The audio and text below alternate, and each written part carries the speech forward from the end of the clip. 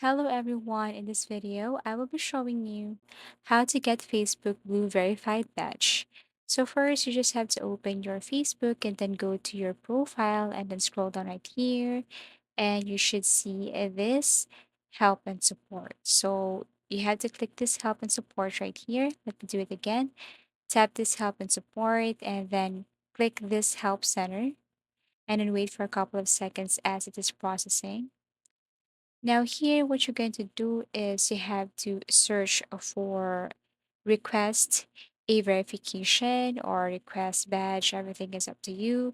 Then you will see this options right here. And one of the options says request a verified badge on Facebook. So click this one and then all you have to do is to read the following instructions and information. And then after that, you have to scroll down right here. Then below, you will see here a Facebook page or profile with a verified badge.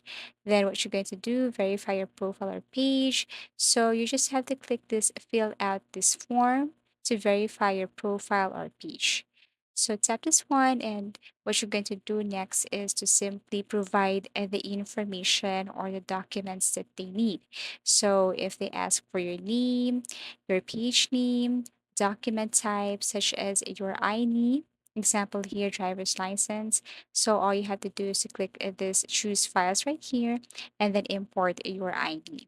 Okay, and then after that, confirm notability. So show the public figure, celebrity, or brand your page or profile represents is in the public interest. So click category, and also you should add your country and region here.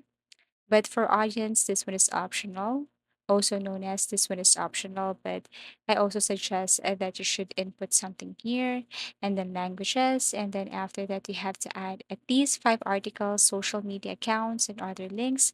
And then after that, click submit and wait for the customer service team to respond to this matter and to let you have your badge here on your Facebook. So if you have found this video helpful or if you want to suggest something, please do comment down below and please do like and subscribe to our channel. See you again in our next video tutorials.